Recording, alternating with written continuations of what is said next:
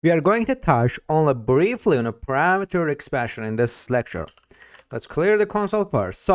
But we will be covering it extensively later, just to mention that. So it's a feature that is more useful in shell scripts than directly on the command line. So many of its capabilities have to do with the system's ability to store small chunks of data and to give each chunk a name.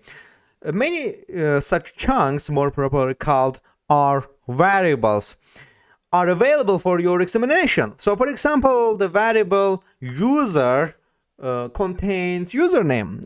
To invoke parameter expansion and reveal the contents of user, you should do this: echo $sign and user. And here, as you can see here, I printed my username. So to see a list of available variables, you can also try this: print any v here and less here. We will use less. And as you can see here, we have this system variables, and which is color fpg. You can, and the home directory is this. Our language log name is typhoon.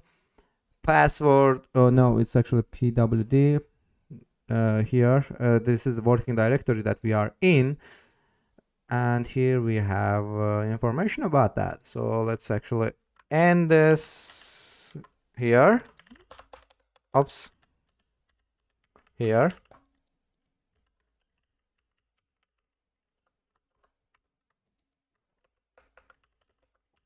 Exit this, and here with Control Q, or for example, and as you can see, press return log file is already in use. So we are use this log file, and here we are going to exit it now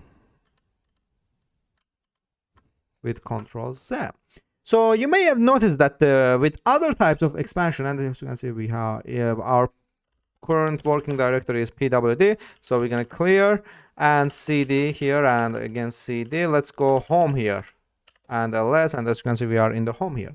So as I said, if you notice with other types of expansion, if you mistype a pattern, the expansion will not take place, and the echo command will simply display the mistyped pattern. So with parameter expansion, if you misspell the name of variable, the expansion will still take place, but will result in an empty string. So for example, this. So as you remember in previous minutes of our lecture, we printed our username with user, but if we write it like that, echo suyer here, or yeah, suyer. So actually it's a misspelled type of the user when and as you can see here, we got nothing as an error, and it's just a new line. So you will also learn about the command substitution in this lecture. So command substitution allows us to the output of a command as an expansion. So in order to do that, we will echo, and here inside the braces we will use ls, and here, and as you can see, we got this command here. So, and one of my favorites is this here, which and cp, and as you can see here, we got this. So here we pass the results of which cp as an argument to the ls command, thereby getting the list of the cp program without to know its full path name. So we are not limited just to simple commands. Entire pipelines can be used for example and working with it. We also have the cool thing here. So now that we have seen how many ways the shell can perform expansions, it's time to learn how we can control it. So take for example this echo. This is auxiliary, and oops, not like this. Oh, this is auxiliary academy. And as you can see here, this ignored all of these spaces here. And you can also do, for example, echo the total price is, for example, $100, and here, and as you can see here, the total price is 0. So in this first example with this, word splitting by the shell removed extra white space from the echo command. And the echo command's list of arguments. So in the second example, parameter expansion substitute an empty string for the value of $100 because it was an undefined variable. So the shell provides a mechanism called quoting to selectively suppress the unwanted expressions here. We also have the double quotes here. So the first type of quoting we will look at is double quotes. If you place text inside the double quotes, all the special characters used by the shell lose their special meaning and are treated as our ordinary characters. So the expressions are $sign and backslash and backtick here. Backtick. So this means that the word splitting, path name expansion, tilde expansion, and brace expansions are suppressed in this case. However, parameter expansion, arithmetic expansion, and common substitution are still carried out. Using double quotes, we can cope with file names containing embedded spaces. Let's say we were the unfortunate victim of a file called this two words.txt here. If we try to use this on the command line, we are word splitting would line called the two words.txt, and if you try to use this on a command, word splitting will cause this to be treated as the two arguments rather than the desired single argument. So for example, I want to create a new file, for example, touch my file without question mark or something, and here ls, and as you can see we created my file, which now if we write it like that, for example ls my file.txt,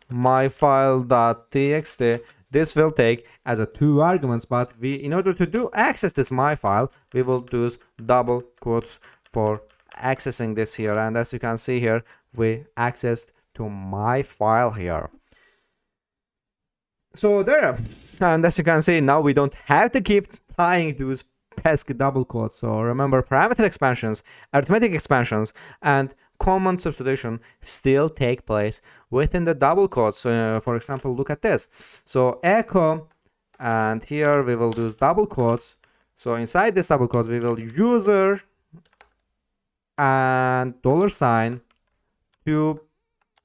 plus 2 plus 2, and after that we will use $, and after that we will call calendar. So this call is actually calendar, which we will show us, and calendar is actually not installed. So let's actually install calendar. So sudo apt install ncal, and I don't think it will take much time because I think it's just here Kali.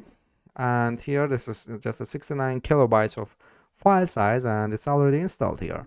So now let's clear our files, clear, and use previous here, and as you can see here we got calendar on it on the screen. So we shall take a moment to look at the effect of double quotes on common substitutions. So first let's look a little deeper at how word splitting works.